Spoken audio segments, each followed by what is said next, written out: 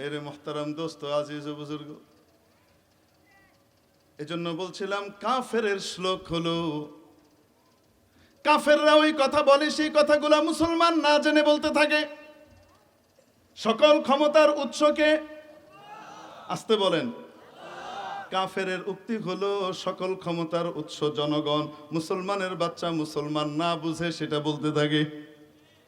আসলে সকল ক্ষমতার উৎসকে আসতে বলেন, সকল ক্ষমতার উৎসকে। এই কথাটা বলেছে কে? মোল্লা না আল্লাহ। এটা যেমন একটা কুফরি কথা, সকল ক্ষমতার উৎস জনগণ, ঠিক তেমনি ভাবে দুনিয়াটা মস্ত বড়, খাও দাও ফুর্তি করো, এটাও একটা কুফরি কথা। এটা কাফেরের চেতনা। দুনিয়া মস্ত বড় নয়, দুনিয়া তো একেবারে ক্ষুদ্রাতি ক্ষুদ্র, আসল বড় তো হলো জান্নাত, ঠিক কিনা? খাও দাও ফুর্তি করার জায়গা দুনিয়া নয়, খাওয়া দাওয়া ফুর্তি করার জায়গা কোনটা? জান্নাত।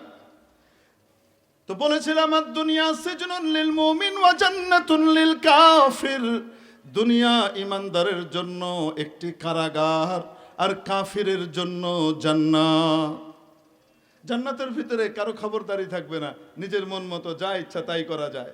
কাফের মনে করে দুনিয়াতে যা ইচ্ছা তাই করা যায়, আমি স্বাধীন দেশের স্বাধীন নাগরিক, আমি যা ইচ্ছা তাই বলবো, আমি যা ইচ্ছা তাই পরবো, আমার পোশাক নিয়ে কথা বলার অধিকার আবার কে দিল কাকি?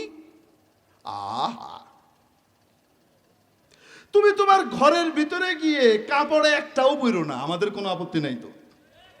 কিন্তু যখন তুমি সমাজে আসবা, তখন সমাজের কৃষ্টি কালচার সভ্যতাকে মূল্য দিতে হবে। তুমি যদি সমাজের কৃষ্টি কালচার সভ্যতাকে বৃদ্ধাঙ্গুলি দেখাও, তাহলে এই সমাজে থাকবার উপযুক্ত তুমি নও। তুমি ভেতরে থাকো, নয় জেলখানায় যাও। তুমি কি কাপড় পরলা না পরলা তাতে তো কিছু আসে যায় না। রাস্তাটার মালিকটা তো তুমি না, ওপেন প্লেসের মালিক তো তুমি না। সেখানে এদেশে আরো রুচিশীল মানুষ আছে, তারা তাদের ফ্যামিলি নিয়ে বাচ্চা কাচ্চা নিয়ে বেরোতে চায়। এমন পরিবেশ তুমি তৈরি করতে পারো না যে পরিবেশের কারণে বাচ্চা কাচ্চা নিয়ে বের হতে বাবা মা ইতস্তত বোধ করে। তুমি যে কোনো কাপড় পরো, আমাদের কি, কিন্তু তোমার ব্যক্তি স্বাধীনতা, তোমার ব্যক্তি পর্যন্ত, ঘর পর্যন্ত সীমাবদ্ধ। যখনই তুমি সমাজে আসবা, সেই সমাজের বৃহত্তর অংশের মানুষের নীতির প্রতি, ইচ্ছের প্রতি তোমাকে সম্মান দেখাতে হবে। এজন্য তুমি যা ইচ্ছা কাপড় পরে বাহিরে বের হতে পারো না। আমি বুঝাইতে পারি না মনে হয় আপনাদেরকে। হীনম্মন্যতায় ভোগার কারণ কি? না না, তার ইচ্ছা সে পড়েছে, একটা গণতান্ত্রিক দেশ, অসুবিধা কি? গণতান্ত্রিক মানেটা কি? যার ইচ্ছা যা ইচ্ছা তাই করবে? তাহলে যার ইচ্ছা সে তাই করবে। পকেট থেকে টাকা মারবে আর সে বলবে আমি গণতান্ত্রিক দেশে বসবাস করি, আমি এই দেশের স্বাধীন নাগরিক, আমার হাত যেখানে ইচ্ছা সেখানে গিয়েছে, আমাকে কেন বাধা দাও? কয়দিন পরে চোর বলবে আমি চুরি করেছি, আমি স্বাধীন দেশের স্বাধীন নাগরিক, অতএব আমার যেখান থেকে যে জিনিস নিতে ইচ্ছা আমি সেটা নিয়েছি, আমার স্বাধীনতায় হস্তক্ষেপ করার ক্ষমতা রাষ্ট্রের কোত্থেকে আসলো? এ কথা তো 2 দিন পরে চোর বলবে। অবশ্যই তোমার স্বাধীনতা আছে, কিন্তু যখনই তোমার স্বাধীনতা অন্যের স্বাধীনতাতে হস্তক্ষেপ করবে এবং অধিকারকে নষ্ট করবে, সেখান পর্যন্ত তোমার স্বাধীনতার দেয়াল শেষ। এরপরে আর তোমারটা নাই। এখানে সমাজকে মূল্যায়ন করতে হবে। মেরে মোহতারাম দোস্ত, এই জন্য যে যা ইচ্ছা করে বের হয়ে গেল, আমি স্বাধীন দেশের স্বাধীন নাগরিক, এটা যে মনে করে সে নিজেকে কারো আন্ডারে মনে করে না, কারো অধীনে মনে করে না। এটা কাফেরের চেতনা। আর ইমানদারের চেতনা কি? নবীজি বলেন দুনিয়া সিজনুন লিল মুমিন। দুনিয়া ইমানদারের জন্য একটি জেলখানা। জেলখানার মধ্যে যেমন নিজের স্বাধীনতা থাকে না, কর্তৃপক্ষের ইচ্ছায় নিজেকে চালানো লাগে, ঠিক তেমনি ভাবে ইমানদার মনে করে আমাকে এখানে ছাড় দিয়ে রাখা হয়েছে, ছেড়ে দেওয়া হয় নাই। একদিন ওনার কাছে আমাকে ফিরে যাওয়া লাগবে, জবাবদিহি করা লাগবে, অতএব আমাকে ওনার ইচ্ছায় চলা লাগবে। নিজের ইচ্ছাকে কোরবানি দিবে কার ইচ্ছার সামনে? আল্লাহ রাব্বুল আলামিন বলেন শোনো, যদি শুধু এতটুকু করতে পারো, সোজা জান্নাত। একটা পা তুমি তোমার নফসের উপরে তোমার কুপ্রবৃত্তির উপরে রাখো, দ্বিতীয় কদমটা দিবা জান্নাতে পড়বে। ওয়া আম্মা মান খাফা মাকামা রাব্বিহি, যে ব্যক্তি তার রবের সামনে দাঁড়ানোর ব্যাপারে সতর্ক হবে, ভয় করবে, একদিন আল্লাহর সামনে আমাকে দাঁড়ানো লাগবে, এই দুনিয়ার জীবন শেষ নয়, আসল জীবন আখিরাতের জীবন, আমাকে কিয়ামতের দিন আবার উঠানো হবে, হিসাব কিতাব আমাকে কড়ায় গন্ডায় বুঝিয়ে দেয়া হবে, কি করেছি কি করি নাই। সেই দিনকার জন্য যে ব্যক্তি ভয় করে আর ওটাকে সামনে রেখে দুনিয়ার জীবনকে চালায়, ওয়ানাহান নাফসা আনিল হাওয়া, যা মন চায় সেটা না করে নিজের মনকে নিয়ন্ত্রণ করে, কন্ট্রোল করে, আল্লাহর ইচ্ছায় নিজের মনকে পরিচালিত করে, রব্বুল আলামিন বলেন ফাইন্নাল জান্নাতা হিয়াল মাওয়া, জান্নাতি একমাত্র তার ঠিকানা, জাহান্নামে তাকে কখনোই যাওয়া লাগবে না। প্রিয় উপস্থিতি, এজন্য দুনিয়া নিজের মন চাহি নয়, কার মন চাহি?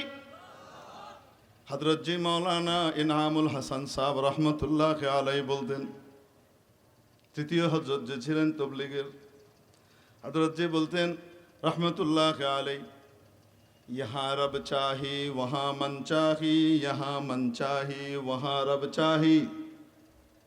উনি কথা একটু অদ্ভুত সুর দিয়ে বলতেন, यहाँ रब चाही वहाँ मन चाही, यहाँ मन चाही वहाँ रब चाही।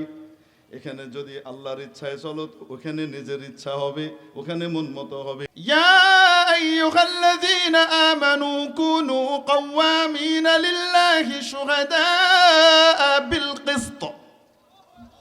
ও ঈমানদাররা, এই পৃথিবীতে তোমরা অবিচল থাকো, অটল থাকো, ইনসাফের সাথে সাক্ষ্য দানকারী হও। ওয়ালা ইয়াজরিমান্নাকুম শানাআনু কওমিন আলা আল্লা তা'দিলু ই'দিলু হুয়া আকরাবু লিত্তাকওয়া। কোন কারণে জুলুমের পক্ষপাতিত্ব করো না। জালেম সে তোমার বাপ হলেও জালেম, আর ইনসাফওয়ালা সে তোমার শত্রু হলেও ইনসাফওয়ালা, তাই সে সাপোর্ট পাওয়ার যোগ্য। ইদিলু, ইনসাফ করো। এই এক শব্দের ভিতরে মানুষের জান্নাত নিহিত, দুনিয়া আখিরাতের শান্তি নিহিত, এই একটা শব্দের ভিতরে। যদি শুধুমাত্র আদলের তাফসীর, ইচ্ছা ছিল আজকে আমি আদলের তাফসীর করব। আদল কাকে বলে? ইনসাফ কাকে বলে? ইনসাফ হলো যেটাকে যেখানে রাখার সেটাকে সেখানে রাখার নাম হলো ইনসাফ। যেটাকে যেখানে রাখার সেটাকে সেখানে না রেখে অন্যত্র রাখার নামই হইল বেইনসাফি এবং জুলুম। টুপির জায়গা কোথায়? আসতে বলেন। এটাকে মাথায় না রেখে পায়ে রাখা হলো টুপির উপরে জুলুম, ঠিক কিনা? জুতার জায়গা কোথায়? ওটাকে পায়ে না রেখে মাথায় রাখা অর্থ হলো এই ব্যক্তির উপরে জুলুম। যেটা যেখানে রাখার সেটাকে সেখানে রাখার নাম হলো ইনসাফ, আর এর বিপরীতটার নাম হলো জুলুম। ব্যক্তি সর্বপ্রথম নিজের উপরে ইনসাফ প্রতিষ্ঠা করবে, নিজের উপরে যেন জুলুম না করে। নিজের উপরে জুলুম কিভাবে হয়? রব্বুল আলামিন এই 3.5 হাত বডিটা দিয়েছেন, আদম আলাইহিস সালামের আকৃতিতে তৈরি করেছেন জান্নাতুল ফেরদাউসের ওয়ারিস হওয়ার জন্য, মালিকানা লাভ করবার জন্য। অতএব প্রতিটা কাজ যদি জান্নাতের কাজ করে, সে জান্নাতের এক একটা করে গ্রেড পার করতে থাকে। আর যদি অন্যায় করে, অপরাধ করে, গুনাহ করে, তাহলে সে জান্নাতের সর্বোচ্চ স্তর থেকে নিজেকে নামিয়ে আনে, নিজের উপরে জুলুম করে, হয়তো জাহান্নামী বানায়, নতুবা কমপক্ষে আপার গ্রেড থেকে নিজেকে নিচের গ্রেডে নামিয়ে আনে। এটা নিজের উপরে জুলুম। এজন্য দোয়ায়ে মাসুরার ভিতরে আমরা কি দোয়া করি? নামাজের সর্বশেষ যে দোয়াটা বৈঠকের ভিতরে আখেরি বৈঠকে করি, সেই দোয়াটা কি বলেন? সবাই জানেন, বলেন তো। আল্লাহুম্মা, হে আল্লাহ, ইন্নি, নিশ্চয়ই আমি, যালামতু নাফসি, আমার উপরে জুলুম করেছি। আমার উপরে জুলুমটা কিভাবে করলাম? গুনাহের মাধ্যমে। কিসের মাধ্যমে? এজন্য পরের কথা, ওয়ালা ইয়াগফিরুদ যুনুবা ইল্লা আনত, আর গুনাহকে ক্ষমা করার মালিক আর কেউ নাই, একমাত্র আপনিই আছেন। আমি জুলুম করেছি গুনাহ করার মাধ্যমে, নিজের জান্নাতের গ্রেডকে নিচে নামিয়ে এনেছি, জান্নাতের উঁচু মাকাম থেকে নিজেকে জাহান্নামের উপযুক্ত করেছি গুনাহের মাধ্যমে। আয় আল্লাহ, জুলুম করেছি, গুনাহ মাফ করে দেন। গুনাহ তো আপনি ছাড়া আর কেউ মাফ করতে পারবে না। ফাগফিরলি মাগফিরাতাম মিন ইনদিক, অতএব আপনার পক্ষ থেকে বিশেষ ক্ষমা আমাকে দান করেন। ওয়ারহামনি, আমার উপরে করুণা করেন, দয়া করেন। ইন্নাকা আনতাল গফুরুর রহিম, নিশ্চয়ই আপনি মহা ক্ষমাশীল, পরম করুণাময়। তাহলে জুলুম মানুষ সর্বপ্রথম নিজের উপরে করে। নিজের উপরে যদি জুলুম করে, সেই জুলুম আল্লাহর কাছে মাফ চাইলে মাফ হয়ে যায়। কিন্তু জুলুম যদি অন্যের উপরে করে, যতক্ষণ অন্য তাকে মাফ না করে ততক্ষণ আল্লাহ মাফ করেন না। এজন্য নামাজ না পড়া নিজের উপরে জুলুম, রোজা না রাখা নিজের উপরেও জুলুম। শুধু নিজের উপরে না, একটা কথা মনে রাখবেন, কেউ যদি মনে করে যে আমি ইবাদত করি না, আমি গুনাহ করি, আল্লাহর হক নষ্ট করি, এটাতে শুধু আমি আমার উপরে জুলুম করি না, আপনার উপরে সরাসরি প্রথম করেন এবং অন্য কেউ আপনি ক্ষতিগ্রস্ত করেন। কিভাবে বলবো নাকি?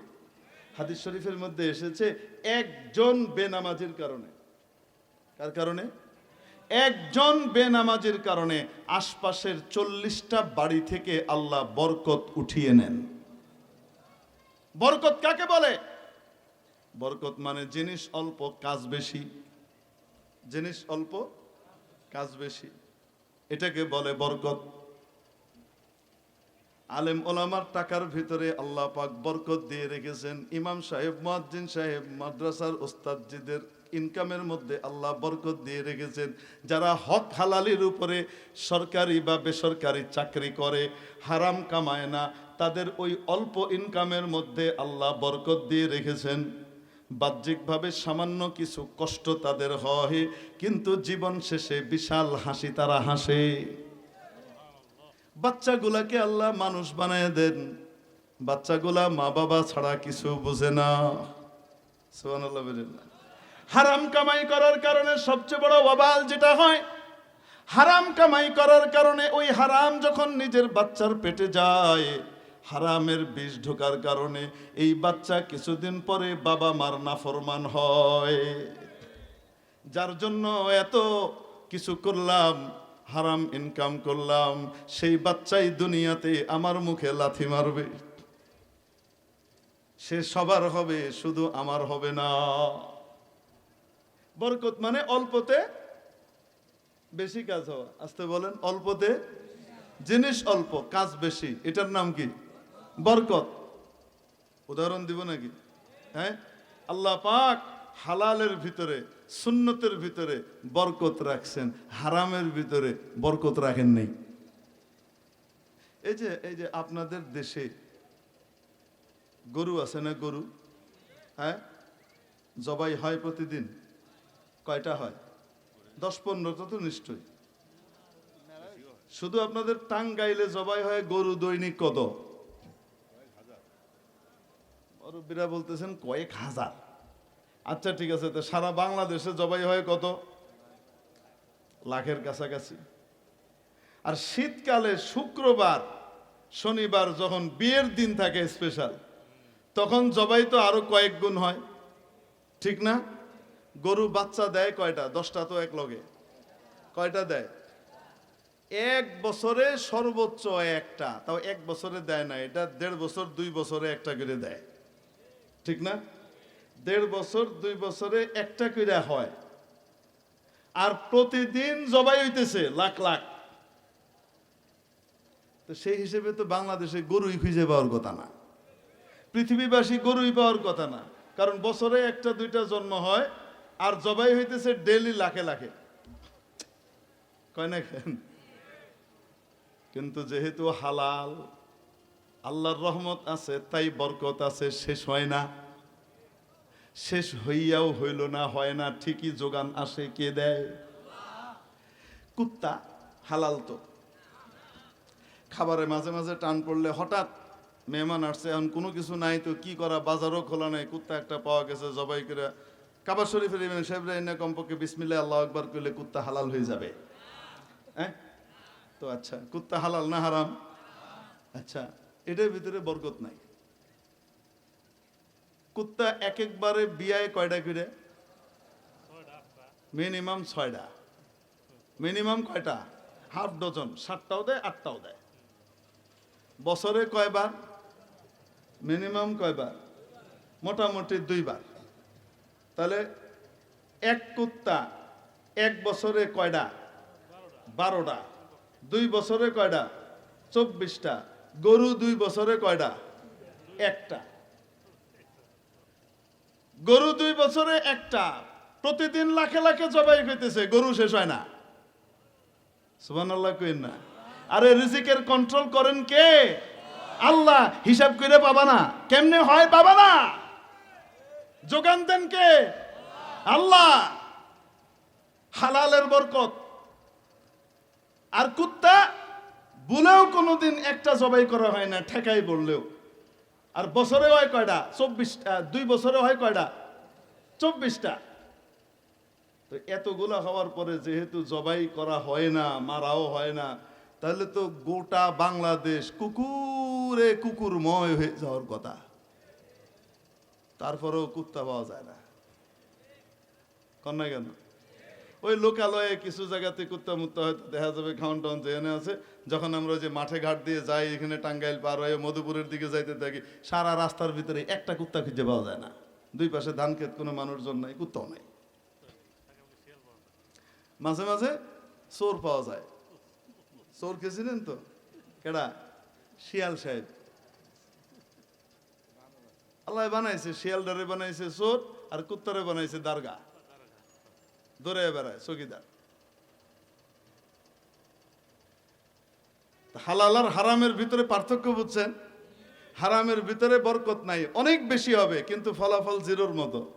আর হালালের ভিতরে অল্প হইলেও ফলাফল অনেক বিশাল। এটা কন্ট্রোল করেন কি? আল্লাহ।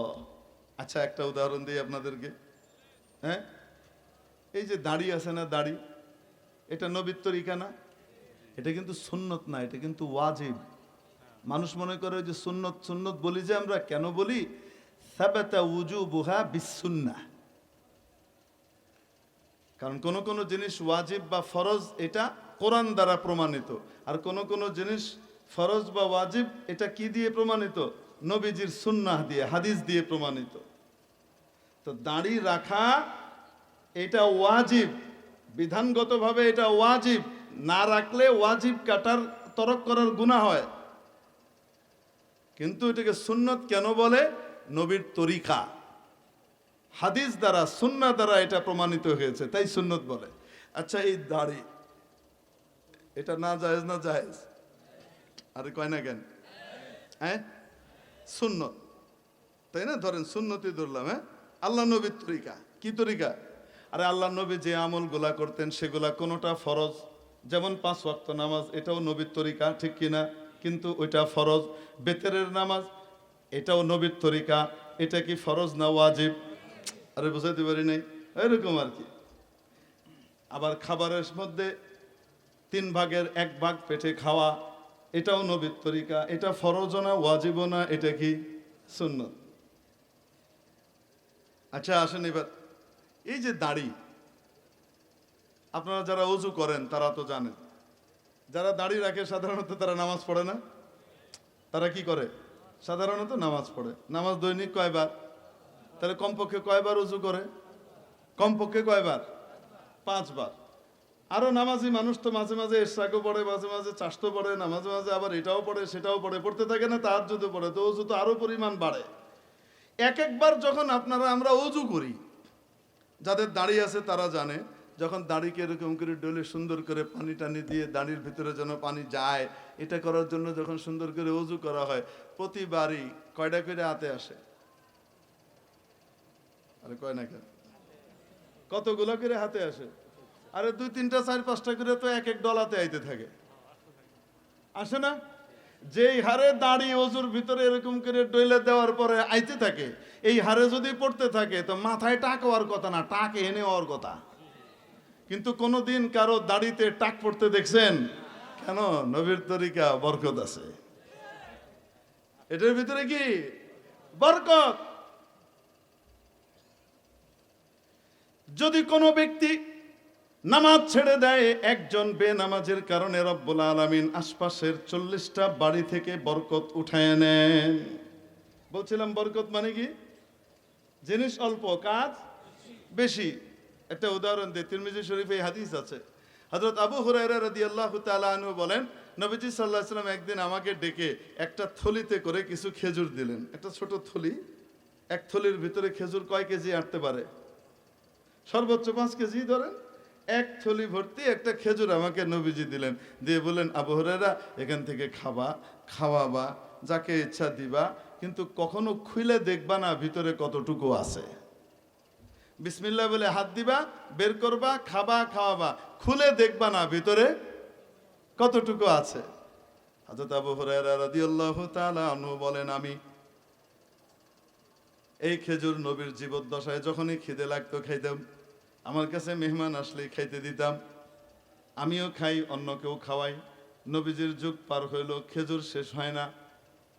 হযরত আবু বকরের আমল পার হয়ে গেল 2.5 বছরের মতো, খেজুর শেষ হয় না। হযরত ওমরের 10 বছরের খেলাফতের আমল পার হইল, নবীজির পরে প্রায় 1 যুগ পার হয়ে গেছে, খেজুর শেষ হয় না। বের হয় আর বের হয়। হযরত ওসমান গনি রাদিয়াল্লাহু তাআলা আনহুর খেলাফতের 12 বছর পার হলো, 2 যুগের বেশি পার হয়ে গেল। থলি থেকে খেজুর বেরি হয়, বেরি হয়, যত হাত দেই তত বের হয়। সুবহানাল্লাহ। যেদিন হযরত ওসমান রাদিয়াল্লাহু তাআলা আনহুকে বিদ্রোহীরা, ষড়যন্ত্রকারীরা, সাবাইরা শহীদ করে দিল, সেই দিন থেকে ওই থলির খেজুর বন্ধ হয়ে গেল, আর খেজুর বের হলো না। ومن قتل نفسا بغير نفس أو فساد في الأرض فكأنما قتل الناس جميعا। যে ব্যক্তি একটি প্রাণীকে, একজন প্রাণকে অন্যায়ভাবে হত্যা করে, সে ব্যক্তি একজনকে মারে নাই, সে যেন গোটা পৃথিবীর মানুষকে হত্যা করেছে। কারণ একজন ইমানদারকে হত্যা করার কারণে গোটা পৃথিবীর জলবায়ুর উপরে, রিজিকের উপরে প্রভাব পড়ে। তাফসীরে মাজহারির মধ্যে ওয়াতলু আলাইহিম নাবা ইবনাই আদম বিল হক, এই আয়াতের মাতাহাতে যখন তাফসীর চলছে, এই পুরো ঘটনার ভেতরে একটা ঘটনা এনেছে। আপনারা হাবিল কাবিলের ঘটনা শুনেছেন না? না শুনেন নাই? হাবিল আর কাবিল 2 ভাই। হাবিল বড় ভালো মানুষ ছিল, বাবার কথা মানে। কাবিলও বাবার কথা মানে, তবে নিজের মন মতো হইলে মানে, নিজের মন মতো হইলে আর বাবার কথা মানে না। বউ লয়ে গন্ডগোল করে ভাই হাবিলকে হত্যা করে ফেললো। যখন ভাই হাবিলকে হত্যা করে, হযরত আদম আলাইহিস সালাম তখন মক্কায় হজ করতে গেছে। এরা ইয়ামানের কাছে, আর হযরত আদম আলাইহিস সালাম মক্কায়। উনি কিছুই জানেন না, কিন্তু উনি বলতে লাগলেন, আশ্চর্য, আকাশের স্বচ্ছতা এমন কমে আসলো কেন? কেমন যেন অস্বচ্ছ অস্বচ্ছ ভাব। ফল মুখে দিচ্ছেন আর বলতেছেন, ব্যাপারটা কি? ফলের স্বাদ কালকের চেয়ে আজকে কমে গেল কেন? একটা হত্যাকাণ্ড, একজন ইমানদারের হত্যাকাণ্ড গোটা পৃথিবীর জলবায়ুর উপরে প্রভাব ফেলে। ঠিক তেমনি ভাবে একজন বেনামাজের কারণে আশপাশের 40টা বাড়ি থেকে রিজিকের বরকত চলে যায়। সে ব্যক্তি শুধু নিজের উপরে জুলুম করে তা না, অন্যের উপরেও পরোক্ষভাবে জুলুম করে, সে বুঝে না। একটা হলো নিজের উপরে জুলুম, নামাজ না পড়ার কারণে সমাজের উপরে জুলুম, তেমনি ভাবে অন্যের উপরে যদি কেউ জুলুম করে, ইনসাফ না করে, তাহলে কি হবে? অনেক নেক আমল নিয়ে কিয়ামতের দিন যাবে। বিভিন্ন বান্দার হক আদায় করতে করতে করতে করতে আল্লাহ বলবেন, এর জমি নিছস, জমি দে। ওর খাউন কেড়ে নিছস, ওর চাকরি কেড়ে নিছস অন্যায়ভাবে, চাকরির যে ক্ষতিপূরণ হয়েছে সেই টাকা দে। ওইটা নিছস, এটা দে। এতিমের মাল ভোগ করে খাইছস, এতিমরে তার টাকা দে। বিধবাকে তার হক থেকে বঞ্চিত করছিস, বিধবাকে তার হক দে। ভাই মারা গেছে আর বাকিরা মিলে বিধবা ভাবিকে ঘর থেকে বের করে দিল কিছুদিন পরে। এরম কাহিনী আমাদের বাংলাদেশে হয় না মনে হয়? আসতে বলেন, হয় না? বোনের হক দিয়েছেন কে? বোনের যতটুকু হক দিয়েছেন, আমাদের দেশের পুরুষরা যদি ঠিকঠাক ভাবে সেই হকগুলা ঠিক মতো আদায় করত, পাশ্চাত্যের দুষ্টগুলা এসা নারী অধিকারের নামে মেয়েদেরকে ধোঁকা দিতে পারত না। আমাদের দেশে কি করে আগে তো বুঝতাম না, বড় হওয়ার পরে বুঝছি। বোনরে বাড়ির থেকে হক দিবার চায় না। কি কয়, তুই তো স্বামীর বাড়ি থাকবি, এনে যাবি, যখন আবি বাপের বাড়িতে কই থাকবি, আমগো বাড়িতেই তো থাকবি, এনতে নিউন বালা না, থুইয়া যা। এই টাইপের উল্টা পাল্টা কথা কয়ে বোনকে হক থেকে বঞ্চিত করে, এরকম ভাই বাংলাদেশে নাই। আসতে বলেন, নাই? যত হজ করো আর যত রোজা রাখো আর যত নামাজ পড়ো, কিয়ামতের দিন এই হক বোন কড়াই গন্ডায় উসুল করবে, সেদিন ছাড়বে না। অন্যের হক যদি কেউ নষ্ট করে আর জুলুম করে, আল্লাহর হক যতই আদায় করুক না কেন, কিয়ামতের দিন বাঁচা কঠিন হয়ে যাবে।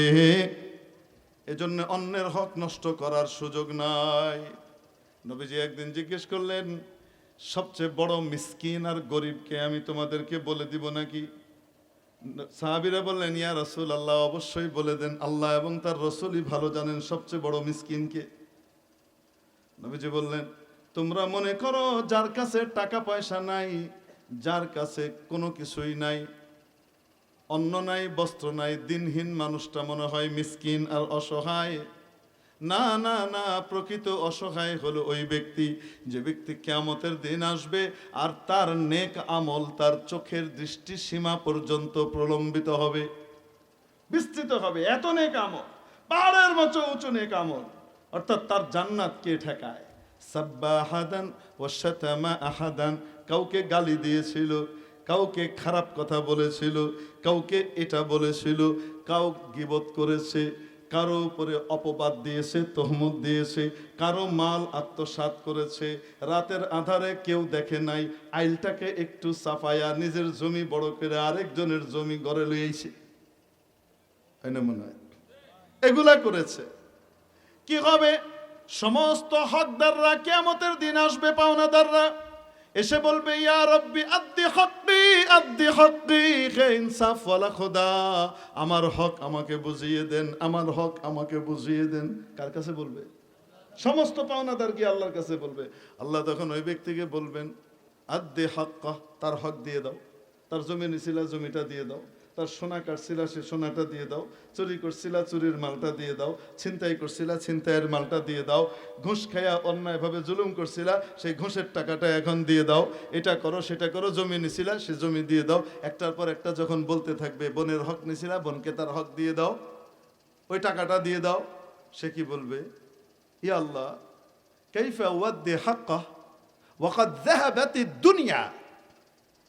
আল্লাহ, আমি তার হক কিভাবে দিব? দুনিয়া তো শেষ, দুনিয়া তো নাই, দুনিয়ার জমিন তো নাই যে জমিন দিব, টাকা তো নাই যে টাকা দিব, কিভাবে আমি হক আদায় করব? আল্লাহ পাক বলবেন, ঠিক আছে, তুমি কি চাও তাহলে কিভাবে খুশি হবা? আল্লাহ, হের নেক আমল দিবার কোন? আল্লাহ বলবেন, নেক আমল দাও, নেক আমল দিয়ে খুশি করো। তার পাহাড় পরিমাণ দৃষ্টির শেষ সীমা পর্যন্ত বিস্তৃত নেক আমলের পাহাড় থেকে দেওয়া শুরু হবে। দিতে থাকবে, দিতে থাকবে, দিতে থাকবে, দিতে দিতে দিতে দিতে সমস্ত নেক আমল শেষ, কিন্তু এখনো পাওনাদার বাকি। পাওনাদার বলবে, আল্লাহ, আদ্দি হক্কি, আদ্দি হক্কি, আমার হক আদায় করে দেন, আমার হক আদায় করে দেন, বুঝাই দেন। আল্লাহ বলবেন, হক দাও। হি আল্লাহ, হক কিভাবে দিব? ওয়াকাদ যাহাবাতিদ দুনিয়া, দুনিয়াও নাই, সোয়াবও শেষ, কিভাবে আমি হক আদায় করব? আমার তো দেওয়ার মতো কিছু নাই, আমি তো দেউলিয়া, অতএব আমারে ছেড়ে দেন। বাংলাদেশে এই কাম করে, ব্যাংকের কাছ থেকে লোন নেয় হাজার হাজার কোটি টাকা, লোন নিয়ে বিদেশে পাচার করে, 10 ভাগের 9 ভাগ, 1 ভাগ দিয়ে কোনো মতে কিছু করে, কয়দিন পরে কয় দেউলিয়া হয়ে গেছে। কোর্টের যখন নাকি ঋণ শোধ করতে পারে না, ব্যাংক যখন চাপ দেয়, কয় দেউলিয়া হয়ে গেছে, তো যা আছে এগুলি লয়ে যা, তো যা আছে এগুলি লয়ে গিয়ে তারপরে কিছুই থাকে না, ব্যাংক কিছুই পায় নাই। কিন্তু এই কাম করে কি করে না? দুনিয়ায় দেউলিয়া হয়ে গেছে তাই ছেড়ে দে, আর কি আর করা, এটার তো সিস্টেম আছে। আখেরাতে এটা নাই। আল্লাহ পাক কি বলবেন? ঠিক আছে, নেক যেহেতু দেওয়ার মতো তোমার কাছে আর নাই, তো তাহলে এবার তার গুনাহ তুমি কান্দে নাও, তার গুনাহ কমাও। এখন এক একজন পাওনাদার তারা নিজেদের গুনাহ ওই ব্যক্তির কান্দে দিতে থাকবে, দিতে দিতে শেষ হয়ে যাবে। এতক্ষণ ছিল নেকির পাহাড়, পাওনা আদায় করে শেষ করে এখন হয়েছে গুনার পাহাড়। মিসকিন আর অসহায় হয়ে বড় ধনী হয়ে গেছিল, অসহায় আর মিসকিন ফকির হয়ে জাহান্নামে যাবে। নবীজি বলেন এ হলো আসল অসহায়।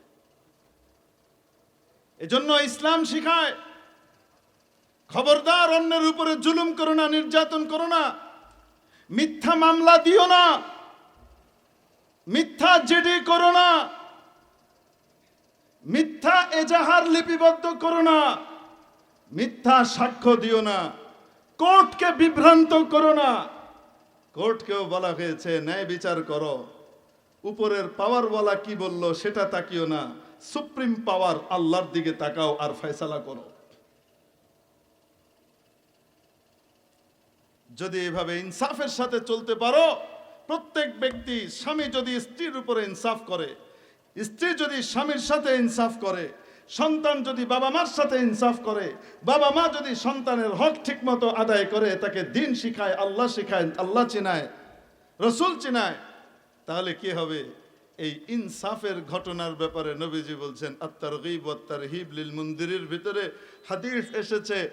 সাহাবী আবু হুরায়রা রাদিয়াল্লাহু তাআলা আনহু বলেন, নবীজি একদিন আমাকে বললেন, ইয়া আবা হুরায়রা, এ আবু হুরায়রা, আদলু সাআতিন ফি হুকমিন, কোন বিষয়ে এক মুহূর্তের ইনসাফ আফদালু মিন ইবাদাতি 60 সানাহ কিয়ামিহা ওয়া সিয়ামিহা। 60 বছর টানা নামাজ রোজা করলে যে সওয়াব হতো তার চাইতে বেশি সওয়াব। ওয়া আবু হুরায়রা, ও আবু হুরায়রা, জাওরু সাআতিন, এক মুহূর্তের জুলুম আযমু ওয়া আশাদ্দু ইনদাল্লাহ মিন মাসিয়াতি 60 সানা। একবারের জুলুম, এক মুহূর্তের জুলুম 60 বছরের গুনাহের চাইতেও ভয়ঙ্কর আল্লাহর দৃষ্টিতে। কি অর্থ? কোন ব্যক্তি টানা 60 বছর যদি গুনাহ করে, তার কারণে জাহান্নামের যেই জায়গা তার জন্য বরাদ্দ হবে, একবারের জুলুমের কারণে তাকে তার চেয়ে বেশি জঘন্য সাজার মুখোমুখি হতে হবে। এজন্য ইনসাফ, প্রত্যেকটা ক্ষেত্রে ইনসাফ, মানুষের সাথে ইনসাফ, আত্মীয় স্বজনের সাথে ইনসাফ, রাষ্ট্রের সাথে ইনসাফ, মালিকের সাথে ইনসাফ, কর্মচারীর সাথে ইনসাফ। যদি জুলুম করা হয়, এই জুলুমের বদলা দুনিয়াতেও পাওয়া লাগবে, আখিরাতেও পাওয়া লাগবে। মেরে মুহতারাম দোস্ত, শুধু মানুষের সাথে ইনসাফ আর জুলুম নয়, বরং ইসলাম তো শিখায় প্রত্যেক প্রাণী, আল্লাহর যে মাখলুক আছে, তাদের সাথেও ইনসাফ এবং জুলুমের ব্যাপারে সতর্ক থাকো। একটা জুলুমের কারণে, একটা প্রাণীর উপরে একটা জুলুমের কারণে জাহান্নাম বরাদ্দ হয়ে যেতে পারে। এখানে উলামায়ে কেরাম আছেন, জিজ্ঞেস করেন ওনাদেরকে, রাসূল পাক সাল্লাল্লাহু আলাইহি সাল্লাম একজন নারীর ব্যাপারে বললেন, আগেকার আমলের এক নারী, সে দিন রাত আল্লাহর ইবাদত করত। তার বাড়িতে একটা বিড়াল ছিল। সে বাড়ি থেকে বের হওয়ার সময় একবার বিড়ালটাকে দরজা জানালা বন্ধ করে ঘরের ভিতরে রেখে চলে গেছে। তাকে ছেড়েও যায় নাই, তার খাবারের ব্যবস্থাও করে দিয়ে যায় নাই। যখন সে ফিরে এসেছে বাড়িতে কয়েকদিন পরে, এসে দেখে তার দরজা জানালা এগুলাতে বিড়ালের আঁচড়, এবং বিড়ালটা মরে পড়ে আছে। ক্ষুধার জ্বালায় সে সহ্য করতে না পেরে যেখানে পেরেছে সেখানেই আঁচড়িয়ে বের হওয়ার চেষ্টা করেছে, বের হতে পারে নাই, মারা গেছে। হাদিস শরীফের মধ্যে আসে শুধু এক বিড়ালের উপরে জুলুম করার কারণে আল্লাহ রব্বুল আলামিন তার জিন্দেগীর সমস্ত ইবাদত বরবাদ করে দিয়েছেন। কবরে তার জন্য একটা বিড়াল নিয়োগ দিয়ে রেখেছেন, সেই বিড়াল তার গালের ভিতরে খামচাচ্ছে, কিয়ামত পর্যন্ত খামচাতে থাকবে। আমলের কিয়ামতের দিন গণনা হবে না, আমলের ওজন হবে, ওজন। কিছু আমল এমন আছে যে আমলগুলো অল্প হলেও অনেক বড় বড় গুনাহকে পিছনে ফেলে তাকে জান্নাতে বানিয়ে দিবে। আর কিছু গুনাহ আছে এমন, এই গুনাহগুলা অল্প হলেও অনেক বড় বড় ইবাদতকে ধ্বংস করে ওটা ভারী হয়ে যাবে। কিয়ামতের দিন ভারী হবে নেক আমল যেগুলো, সেই অন্যতম আমলগুলোর ভিতরে একটা হলো ইনসাফ। আর যে আমলগুলো ভারী হবে জাহান্নামে নিয়ে যাবে, বদআমল, অনেক ইবাদত থাকা সত্ত্বেও তার ভিতরে একটা আমল হলো জুলুম। একবারের জুলুম জীবনে সব শেষ করে দিতে পারে। মেরে মুহতারাম দোস্ত, এই জন্যে হাদিস শরীফে আরেকিও আছে, যুকিরাত ইমরাআতুন ইনদা রাসূলিল্লাহ। কিয়ামতের আল্লাহ রাসূল সাল্লাল্লাহু আলাইহি ওয়াসাল্লামের কাছে এক মহিলার আলোচনা করা হলো, বিকাসরাতি সিয়ামিহা ওয়া বিকাসরাতি সালাতিহা ওয়া কাসরাতি সিয়ামিহা ওয়া কাসরাতি সাদাকাতিহা। কে নফল রোজা রাখে, সারা দিন সারা রাত নফল নামাজ পড়ে, অনেক দান খয়রাত করে, গায়রা, তবে শুধুমাত্র তার ভিতরে একটা সমস্যা, ইয়া রাসূলুল্লাহ, বাকি সব ভালো। নবীজি বললেন কি? আন্নাহা তুযি জারাতাহা বিলিসানিহা, সে তার প্রতিবেশীকে, প্রতিবেশী নারীকে তার মুখ দিয়ে কষ্ট দেয়। সে তার প্রতিবেশী নারীকে, তার নেইবারকে মুখ দিয়ে কষ্ট দেয়। শুধু এই এতটুকু তার দোষ, বাকি সব ভালো। নবীজি ফয়সালা দিলেন হিয়া ফিন্নার, সে জাহান্নামে যাবে। কি অর্থ? তার সমস্ত ইবাদত এক পাল্লায়, আর প্রতিবেশী নারীকে মুখ দিয়ে কষ্ট দেওয়ার যে জুলুম, সেটা এক পাল্লায় হবে। এটা ভারী হয়ে যাবে, নেক আমলের পাল্লা হালকা হয়ে যাবে। ঠিক তার দেখেন, আজকে আমরা দেখতে পাচ্ছি ইসলামের শিক্ষা আমাদের ভেতরে না থাকার কারণে অবলা জানোয়ার, বিড়াল, এদেরকে ধরে ধরে তাদের চোখ উপড়ে ফেলা হচ্ছে। ইদানিংকার সংবাদ, ধানমন্ডিতে অনেকগুলা বিড়ালকে পাওয়া গেল, বিড়ালগুলা জিন্দা, কিন্তু তাদের চোখকে যেন উপড়ে ফেলেছে। সে বিড়াল পছন্দ করে না, তাই বিড়ালের চোখ উপড়ে ফেলেছে। সে যত হজ করুক আর রোজা রাখুক, নামাজ পড়ুক, এই করুক সেই করুক, ইতনা আসান নেই জান্নাত মে জানা। আটকাইতে হবে। ব্র্যাক বিশ্ববিদ্যালয়ে কিছু বিড়াল ঘোরাফেরা করে। আরে ভাই, সব জায়গাতেই তো বিড়াল ঘোরাফেরা করে। ইন্নাহা মিনাত তাওয়াফিনা আলাইকুম আবিত তাওয়াফাত। বিড়াল তো সবসময় কি করে? বাড়ি ঘরে ঘোরাফেরা করে।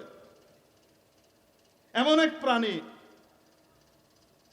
একমাত্র প্রাণী, যেই প্রাণী বেজি ছাড়া বাড়ি ঘরে থাকা প্রাণীদের ভিতরে একমাত্র প্রাণী যে সাপের সাথে ক্ষিপ্রতায় জয়ী হয় এবং সাপকে পরাস্ত করে। বিড়ালের সাথে সাপ ক্ষিপ্রতায় পারে না। সাপ যে গতিতে ছোবল মারে, চোখের পলকে দেখা যায় না।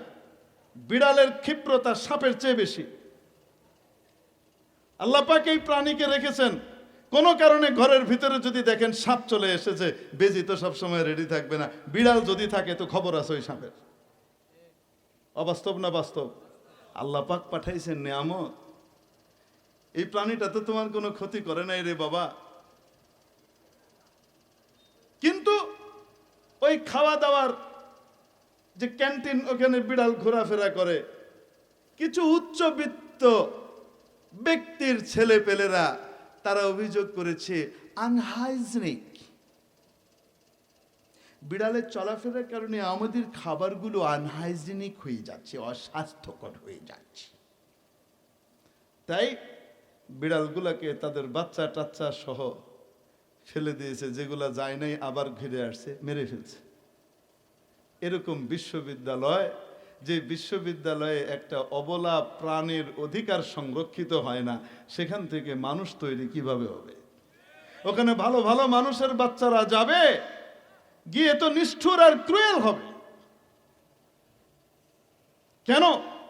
ইসলামের শিক্ষা না থাকার কারণে এই দশা হচ্ছে। না হলে ও উচ্চবিত্ত ভাইরা, হ্যাঁ, কয় টাকা কামাও, কয়দিন থাকবা এই দুনিয়াতে, কয়দিন থাকবা? এই অবলা প্রাণীগুলাকে মারার ব্যবস্থা করে দিলা। মজার ব্যাপার শুনবেন, বলবো আপনাদেরকে। এদের হাত কত প্রসারিত দেখেন আপনি। যখনই ব্র্যাক বিশ্ববিদ্যালয়ের ব্যাপারে তুমুল সমালোচনার ঝড় উঠলো, কোথায়? নেটের ভিতরে। নেটিজেনরা সবাই মিলে এবং ব্র্যাক বিশ্ববিদ্যালয়ের ছাত্র ছাত্রীরা পর্যন্ত, আপামর সাধারণ ছাত্র ছাত্রীরা তুমুল প্রতিবাদ জানাতে লাগলো। কারা এই ডিসিশন দিছে, কেন দিল? এই মুষ্টিমেয় দু চারটা ছেলেপেলের কারণে কেন আমাদের অধিকারকে লঙ্ঘিত করা হলো? তো ব্র্যাকের ছেলেপেলেরাও যখন প্রতিবাদ করছে, সারা দেশ থেকে ব্র্যাকের বদনাম আসা শুরু হয়েছে। ইদানিংকার নতুন খবর হলো বিড়ালের কামড়ে জলাতঙ্ক হয়ে গেছে খামসির কারণে। এই জন্য বরিশাল স্বাস্থ্য কেন্দ্রে বিড়ালের ভ্যাকসিন আর জলাতঙ্কের ভ্যাকসিন নেওয়ার জন্য মানুষের ভিড়। মানে কি, বিড়ালের খামসির কারণে মানুষ এখন কি হয়ে যাচ্ছে, সব জলাতঙ্ক রোগী হয়ে যাচ্ছে। এই মিয়া, জীবনভর শুনছি জলাতঙ্ক হয় কুত্তার কামড়ে, বিলাইয়ের কামড়ে জলাতঙ্ক হয়। কবে বললাম রে ভাই? শুনছেন এখন? এই যে দেখেন, সময় টিভি মাশাআল্লাহ সুন্দর করে খবর প্রচার করছে। আমি চিন্তা করতেছিলাম, হঠাৎ এই বিড়াল দিয়ে জলাতঙ্কের টিকা নেওয়ার হার শুরু হইলো, ব্যাপারটা কি? ভাবতে ভাবতে হঠাৎ মনে হইলো, ও ব্র্যাক এলিট শ্রেণীকে বাঁচাতে হবে না। ইউনুস মিয়ার আশীর্বাদ পুষ্ট তো, পশ্চিমাদের আশীর্বাদ পুষ্ট তো ব্র্যাক। তাদের এজেন্ডা বাস্তবায়নের জন্য ব্র্যাক ইউনিভার্সিটি তৈরি করা হয়েছে, আমাদের সোনার ছেলে আর মেয়েগুলাকে ওদের কালচারে কালচার করবার জন্য, বাঙালি কালচার ভুলিয়ে দেবার জন্য। ওটার ব্যাপারে এত বড় বদনাম যে তারা ক্রুয়েল, তারা নিষ্ঠুর, প্রাণের প্রতি তাদের কোনো মমতা নেই, মায়া নেই। এই বদনাম ঘুচাবার জন্য এখন বরিশালের ঢেলা সব মানুষজন আসতেছে। কেন? এমন প্রচারণা হইলো যে বিড়াল খামসি দিলেই কি হচ্ছে, জলাতঙ্ক হচ্ছে। সব এখন ইনজেকশন নেওয়ার জন্য লাইন লাগাইছে বরিশাল মেডিকেলে। যায় দেখেন, প্রত্যেক খেলের পিছনে আরেকটা খেলা আছে। মজার ব্যাপার শুনবেন, এরা যতই চক্রান্ত করুক, আল্লাহ কি বলেন জানেন? ওয়ামা কারু ওয়ামা কার আল্লাহ। এরাও প্ল্যান কষে, আল্লাহও প্ল্যান কষেন। ওয়াল্লাহু খায়রুল মাকিরিন, and Allah is the best planner. আল্লাহর মায়ের আসলে কেউ ঠেকাইতে পারবে না। এই জন্য প্রাণীর উপরেও জুলুম ইসলাম পছন্দ করে না। আপনারা জানেন, গরু, বাছুর ইত্যাদি মুরগি খাওয়ার অনুমতি আল্লাহ দিয়েছেন না? দিয়েছেন। কিন্তু কিভাবে? নীতি শিখিয়েছেন। নবীজির হাদিস খোলেন, আবু দাউদ শরীফের হাদিস। তোমাদের মধ্যে যখন কেউ কোনো প্রাণীকে জবাই করে, ফালইয়াহুদ্দা সুফরাতা, সে যেন তার ছুরিটাকে ভালো করে ধার দিয়ে নেয়। ভোঁতা ছুরি দিয়ে যেন জবাই না করে। খরখরে করাতের মতো ছুরি দিয়ে জবাই করা হারাম, নাজায়েজ টাইপের কাজ, মাকরু হয়ে যায়। ভোঁতা ছুরি দিয়ে যেন জবাই না করে, ভালো করে ডোলে শান দিয়ে যেন ধার দেয়, যেন জবাই করার সময় এক দুই পচেই কেটে যায়, প্রাণীটার যেন অতিরিক্ত কষ্ট না হয়। অনুমতি দিয়েছি, কিন্তু অতিরিক্ত কষ্ট দেওয়ার অনুমতি দেই নাই। ইসলাম প্রাণীর সাথে ইনসাফ শিখায় এবং এটাও শিখায়, একটা কুকুরের সাথে ভালো আচরণ করেছিল একজন বেশ্যা নারী। নারী বড় খারাপ ছিল, নিজের শরীর বিক্রি করে টাকা পয়সা কামাতো। এই সমাজেও যেমন এটা ঘৃণিত, আগেকার যুগেও এটা বড় ঘৃণিত কাজ ছিল। সমাজের মানুষজন, সম্মানিত মানুষজন তাকে সম্মানের দৃষ্টিতে দেখতো না, বয়কটের মতো করে রেখেছে। ওই মহিলা একবার